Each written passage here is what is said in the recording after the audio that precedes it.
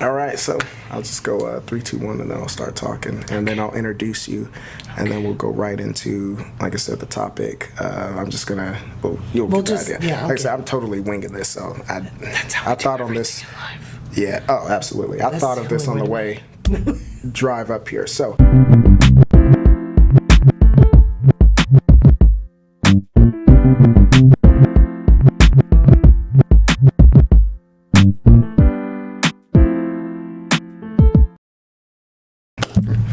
Hey, what's going on, guys? This is Antoine here, aka Lightsaber Samurai on YouTube, and I am here with Leslie. She is the store manager of CD Trade Post here in beautiful Wichita, Kansas, and I wanted to bring her on, and she invited me to come as well, and we wanted to get together and talk about the advent of digital media in the video game community and its impact on physical media and why brick and mortar stores like CD Trade Post are so important. So thanks for joining us. And so I wanted to so what brought me onto this subject is I've been watching like a lot of the larger video game retailers, like places like GameStop and stuff, and financially they're not doing well. I suspect you guys are probably somewhat feeling the pinch as well, with digital media taking up 40% of the market share right now, and that trend is expected to continue. I mean,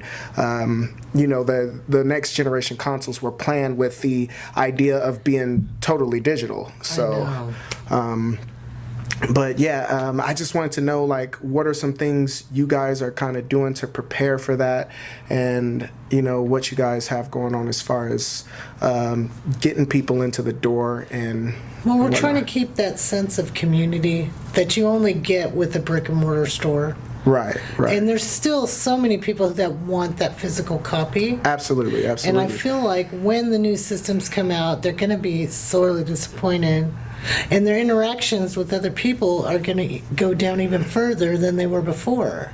Because when you have a gaming tournament, you got to have the disc, to get the system, and everybody comes out, and it's kind of like a camaraderie. It's like a party. Absolutely.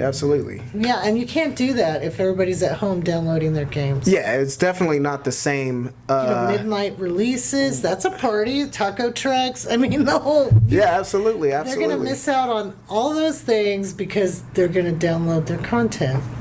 Yeah, and one thing, it's interesting because I think as of right now, I think we'll be okay. I think why we're seeing the shift more towards digital is because the gaming population is getting older, right? Like a lot of prominent collectors I know are either like older millennials like myself or Gen Xers or who are really around when the video game market popped off as far as being in the home console market. And so nostalgia is what makes us really want the physical media. I like having the disc. I like being able to look at it on a shelf. I like the buying power that it gives me. I think that's one thing that people don't really realize with digital media. I mean, you own it, but do you really? Exactly. I remember on my Xbox 360, I used to purchase a lot of digital content on there, because I was all in on digital when it first became a thing. I didn't have to switch the disc. It was all there. I can switch back and forth whenever I wanted. It was fast and convenient.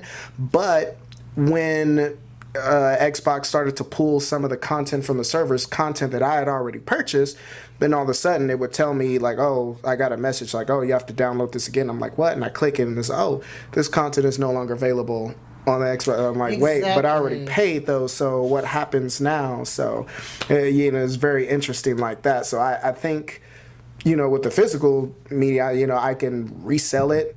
Some games, depending on the game, increase in value over time, and that's not really something that happens with digital media. I can't, I got this Xbox with these 3 digital games on it, or it's not. You can't extra really DLCs. Yeah, it's just so. I mean, it's just not the same. So exactly for me. Yeah, for me and those like us, I think that's still really important, and we'll be able to carry the torch, for the next generation or so. But it'll be interesting to see in the future, will the younger gamers coming up who came up on digital and things like that, will they even care about having physical disc? I know a lot of them right now don't. I'm a teacher in normal life, and my day job, and I teach sixth graders, and it's interesting listening to them talk about like, oh man, yeah, you know, the Xbox 360 was the greatest console of all time, and you know, they talk about the Xbox 360 the way people my age talked about the Super Nintendo.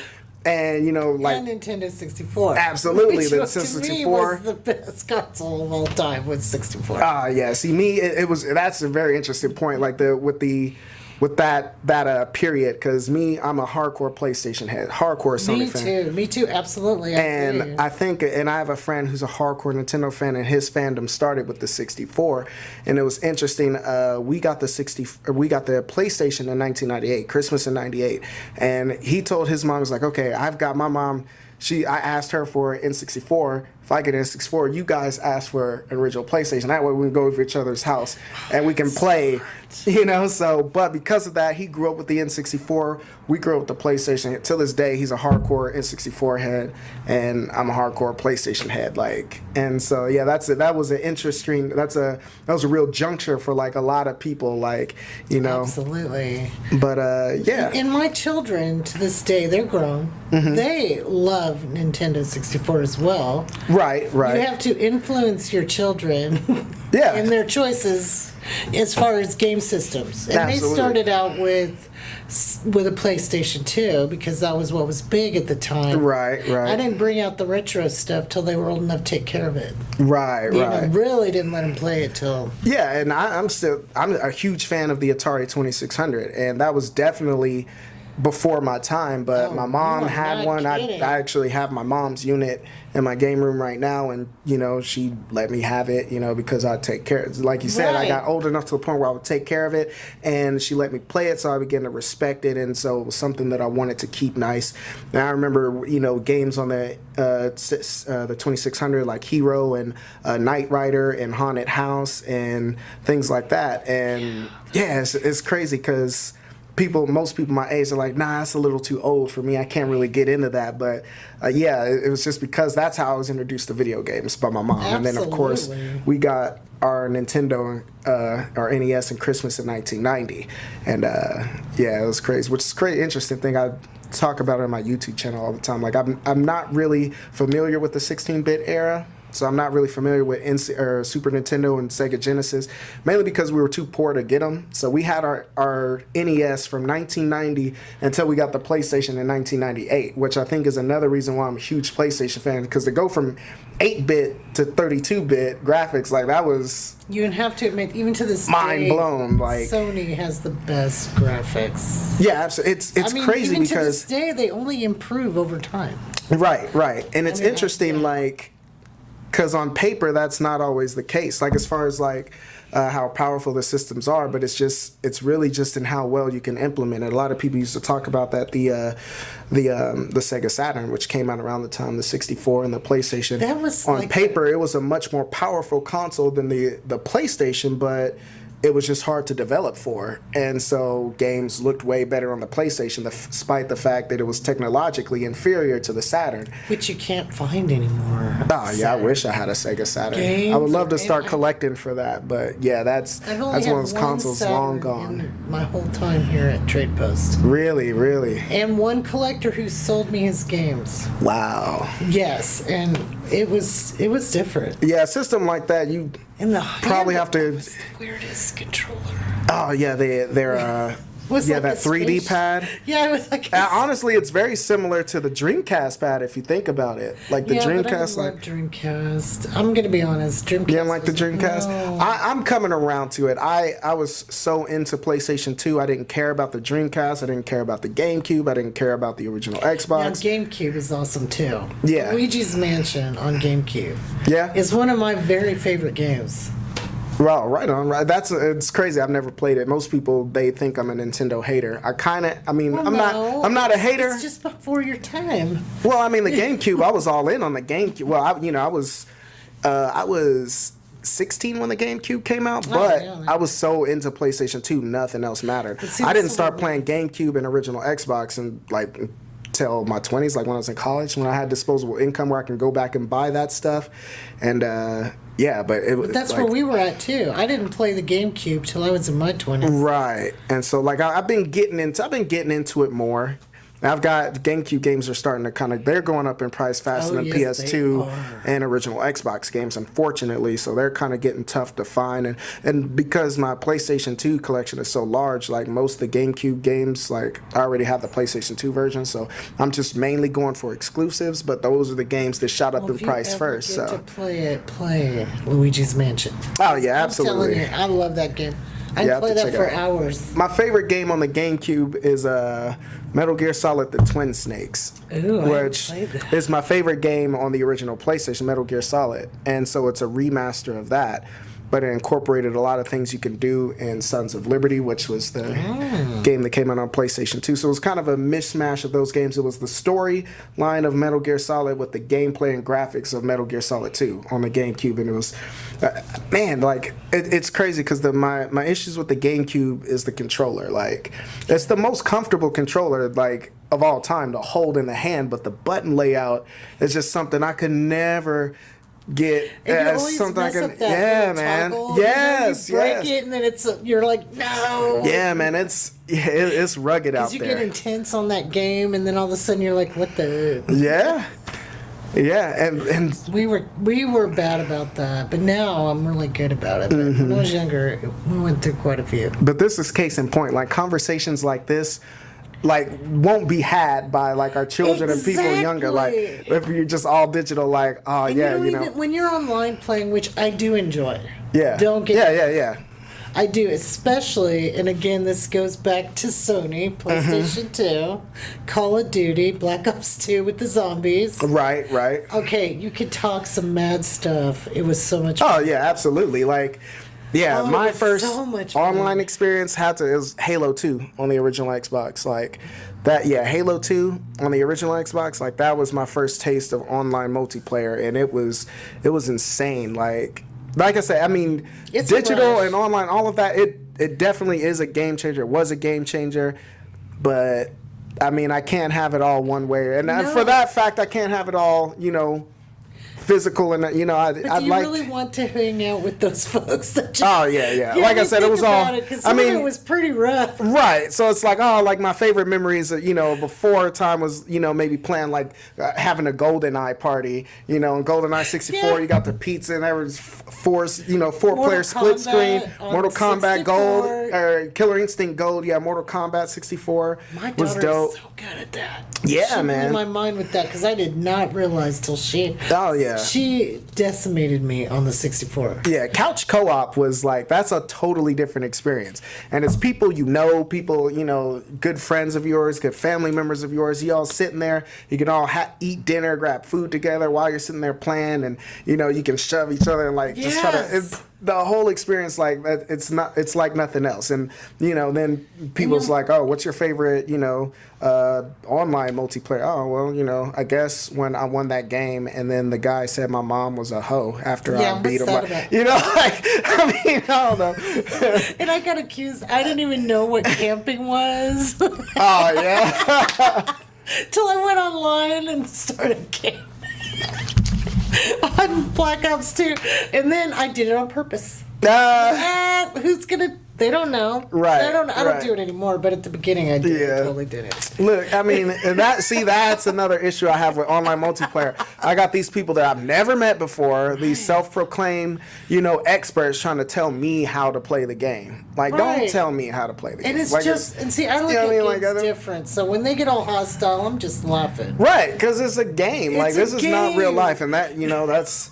a lot of younger people, like, they think the internet and they think these games, they think this stuff is real life. And my kids so I'm just sitting there like, to play that anymore when they started getting online. Nah. I did. I stopped for them. I'm like, I get it. It's your turn. Go ahead, baby.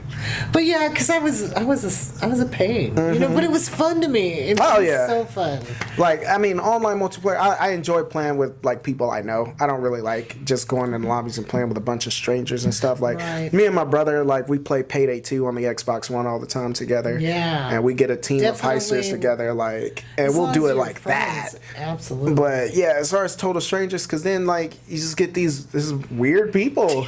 There's a bunch of weirdos out there. I'm sorry, like. No, it's true. Maybe, it's and I'm probably hilarious. one of them. But people playing would be like, man, what's this dude's problem? But Yeah, it's something. But you do want to have that family party, and you can't absolutely, do that absolutely. And how do you give your kids a present when you can't wrap it? Right. Like, Here's some more points. Turn for on you. your Xbox and close your eyes for a Surprise. second. Yeah. I got you a game. And that was kind of hard, I'm right. Like, so, like last Christmas was tough. My nephews, they're online.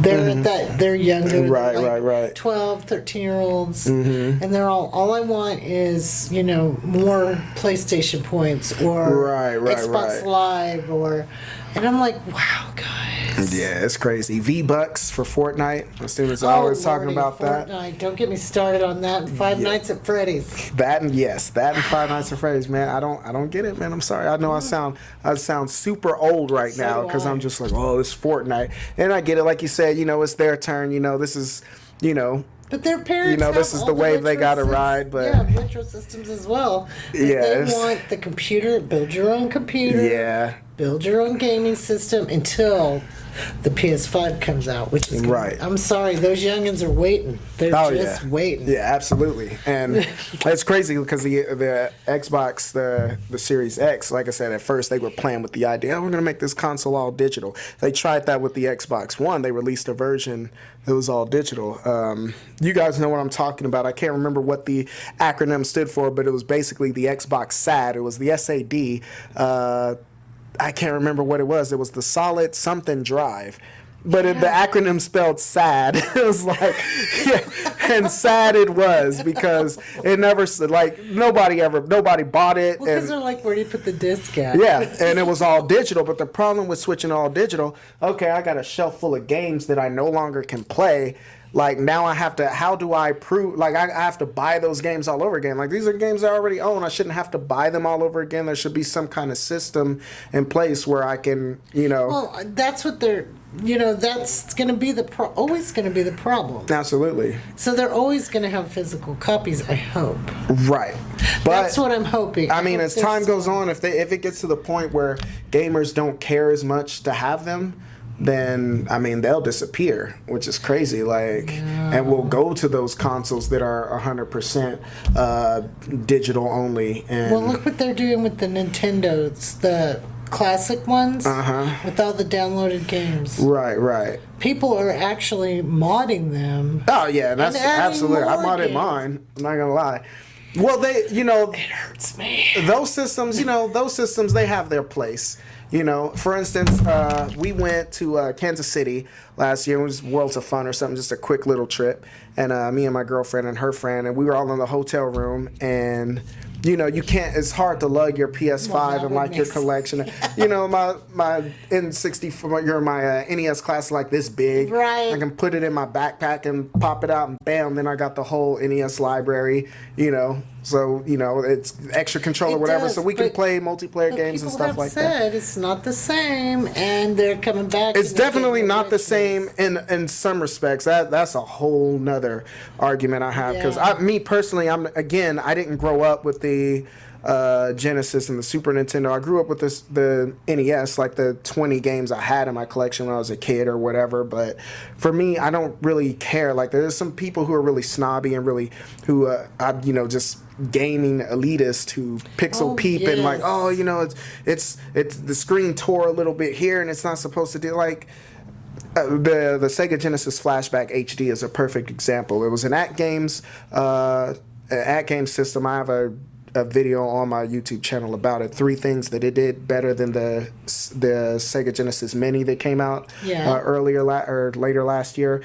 And it was good. It had 6-button controllers, 2 of them wireless. It had a cartridge slot, so you can put in physical Genesis games. And for me, I thought they played just fine. There might have been some issues with the color. Maybe it might be slightly washed out, or for me, it wasn't enough of an issue for me to care. But I mean, I saw people do reviews, and I mean, they pixel peeped at every little moment and picked out every little thing. And well, you know, of course, it's software emulation, so it's not going to be 100% perfect. But I definitely thought it was good enough. I didn't buy the Sega Genesis Mini just because I had that already. That was already my system.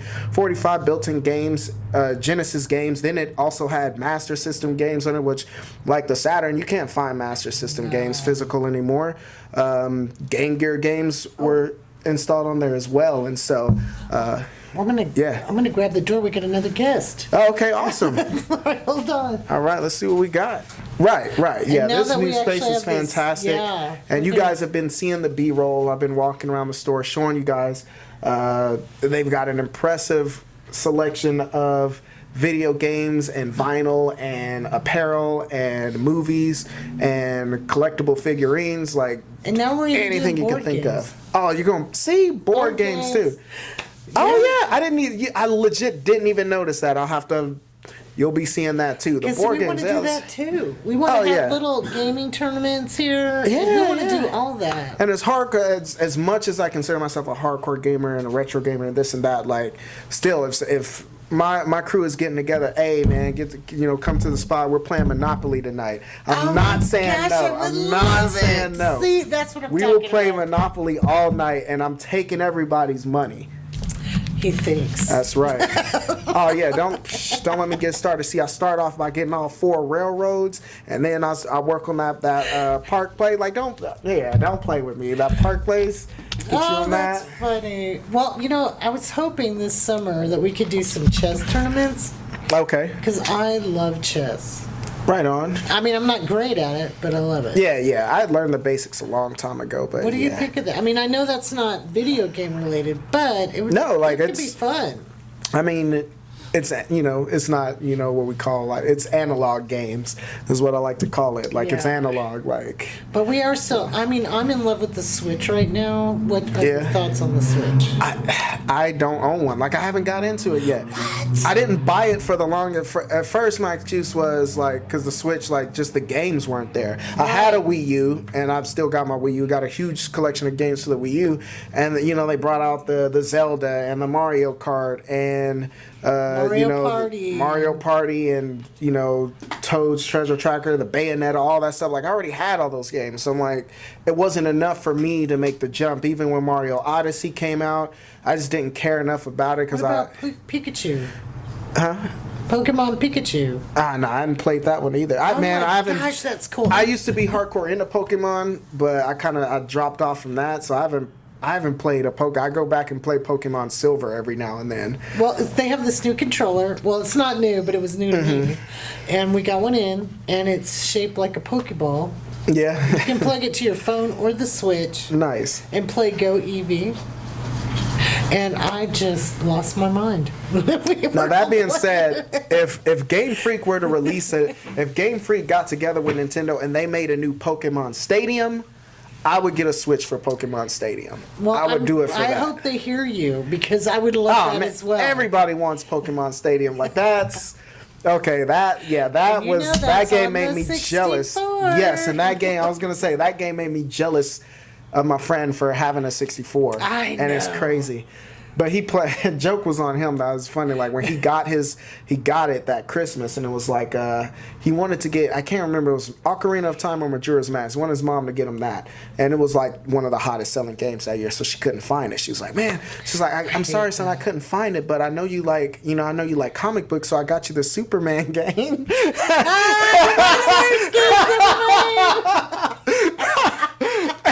I got you the Superman game, and he was like, "Oh, okay."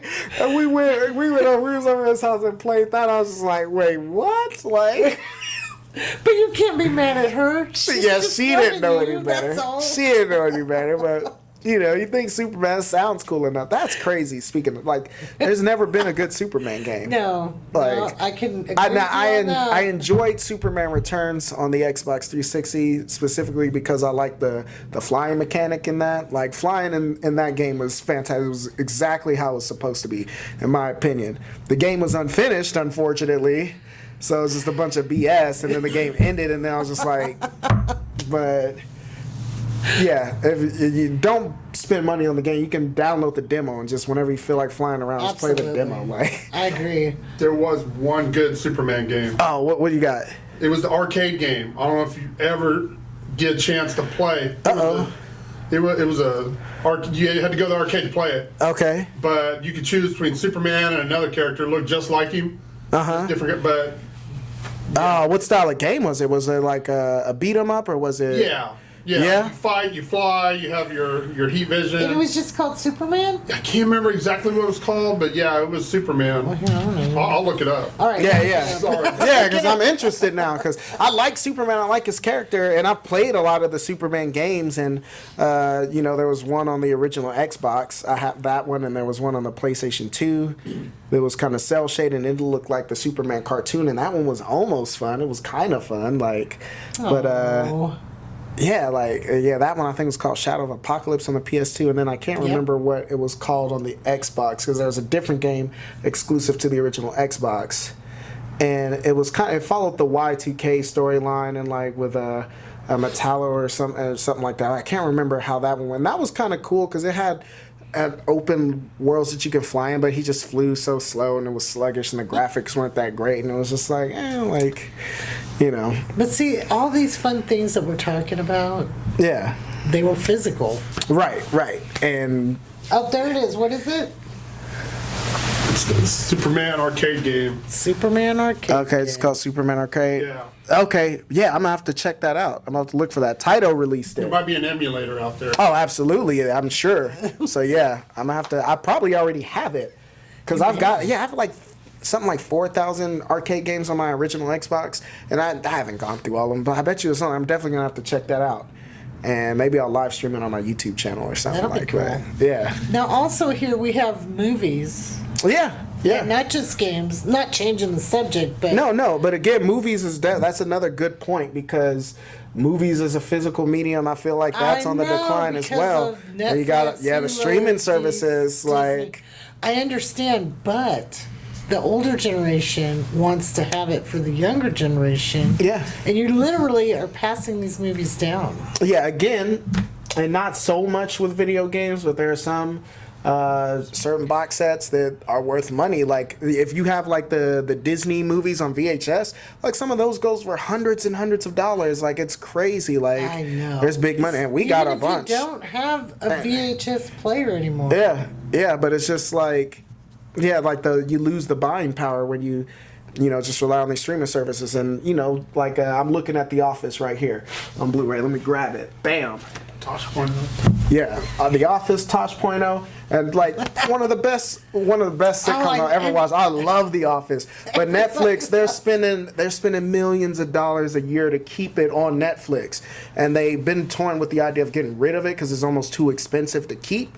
And so for all of you who like watching The Office, like when they decide to do that, and I feel like it's probably inevitable.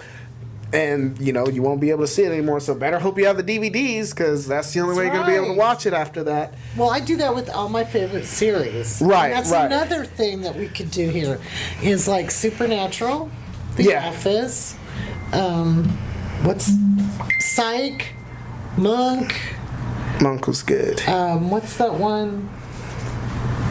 I haven't even started watching it yet. He's a detective. He's a writer and she's a detective. Castle. Castle with Nathan Love Fillion. it. Yeah. Castle, yeah. Game of Thrones, of course. Of course. Any Jason Momoa movie. We're going to have like a Jason Momoa night. Right. And just watch all his bad movies because he has a lot. Does he? Bad. Yeah, I didn't know who he was before. Well, I didn't either until he was Khaleesi's husband. Right. But he's actually been in quite a few movies. And I didn't even know him from that. I remember I saw Game of Thrones and I was telling my girl, like, hey, why he kind of looks like the new Aquaman. And she's like, that's him. Like, that's Jason Momoa. I'm like, oh, all right. that was how that conversation went. I don't even call him Jason Momoa. I call him Khaleesi's husband. I can't remember what his name was in that. But, man, he went out. Raki? Carl Drago? Draga? I don't know. Yeah. We just called him. It was sad Khaleesi's how he husband. went out, though. He spoke Dothraki, but That's That's what it Drago. was. Yeah, Drago was his name. Yeah, that's it. Draga. Yeah, he went out bad, real bad. That was the hook, though. That's Yeah. what got me hooked Oh on my Game of God, Thrones. yeah. And boy, did her brother get what he deserved. Oh, yeah. Oh, man. See, and we can have like group discussions. Yes. And we're also thinking about doing this summer, which I think is a great idea. We have customers who like to read the book and then buy the movie. We're Okay. going to do a book club, and then I'm going to get the movies. And then have a movie night. and have a movie night, and they can pre-order their copies of the movie and have them. That's fantastic. Like Doesn't that sound fun? that's really And awesome. we're going to meet. We haven't decided if we're going to do it on a Saturday morning or a weekday morning, but we want to do it on a time when everybody can be a part of it. You know, Right on, People who right are on. working.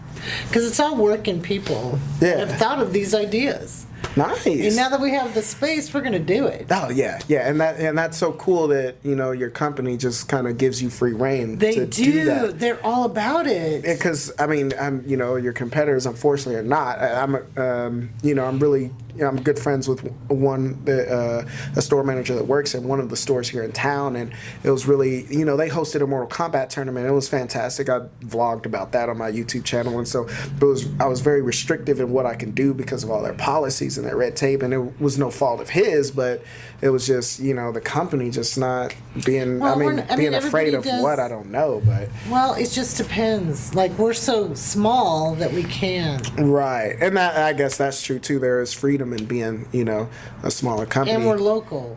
Right. That helps. Right. That's interesting to see what would happen in the event that your biggest competitor disappeared. Like if they, I don't even know. That would be CD sad, Trade though. Post be able to? It would be devastating. People, Yeah, 'cause I see a anytime- lot of. It's trendy online to hate on GameStop. They're like, oh, f GameStop and this. Like no, like GameStop, like you guys, pillar of the community. Like if GameStop disappeared, who would fill the vacuum? Like I don't think CD Trade Post at this point is large enough to fill the vacuum, considering they have hundreds and hundreds of stores. Like not even other. Well, I feel like anytime a business closes, it's bad for the Absolutely. community. Anytime a business closes. So to me, they're not they are my competition in a way, but I still Right. want them to. Yeah. I don't want anyone to close, Right. because it's just bad for the community. Right.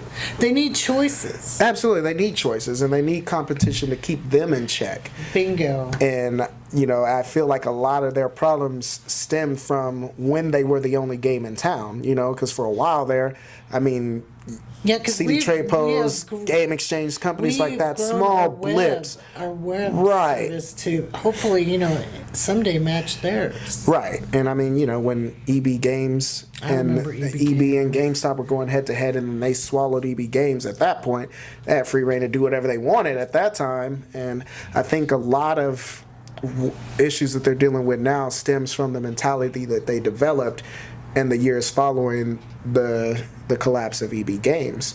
And, I feel like it just kept getting worse and worse from there. Luckily, companies like yours and, Vintage Stock and a lot of other people, they've kind of come to fill the void left by EB Games, but it's still not on the level that EB was at the time. So if GameStop were to disappear now, it'd be I don't think interesting they're to gonna see. disappear I don't now. think so either.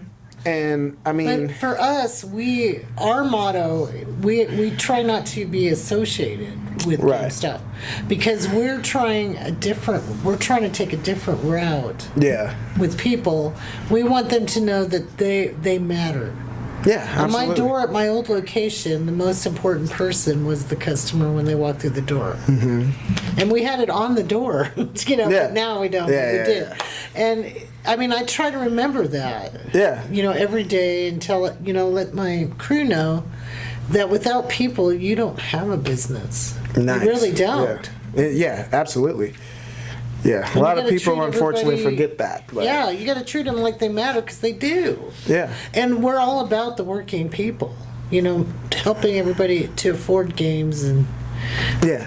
I was gonna say, your prices are not ridiculous. no, Prices. we don't do that eBay matching. Right. None right. of that. Someone will come in. I get this all the time. You could sell this on eBay for $10 more. I said, yeah, but you can come in and buy it for $10 less Right. here. Well, it's interesting in that because a lot of people will go by what's posted on eBay, but it's more reliable to look at what people are actually paying for it based on what's sold in auctions. You know what I mean? Like, because somebody will take the DuckTales is a perfect example. And again, it's interesting because this was an effect that happened because the digital version of DuckTales that was on the PlayStation and the Xbox 360 and Xbox One and all that at the time, the license ended. So you can't play that, you can't download that game anymore. Ooh. So when that happened, prices of the physical version shot up. It didn't shoot up much. I mean, you can still find all versions now for about 25 to 30 bucks, but there was people, you know, on eBay trying to sell it. Oh, I've got DuckTales here on the Wii U, you know, for $89, and some people are trying to sell it for like $250 and stuff like that. And people will come in, oh, well, this game is worth $250. No, it's not. Like, people were posting that, but people aren't paying that price. You know, and the price gouging, that's something that bothers me. Yeah. We were one of the few companies that did not price gouge during when the Switch first came out. Oh, yeah. If you remember that. Anything And the Nintendo. Classic. Remember the Classic? Yeah, anything Nintendo. Yeah, Okay.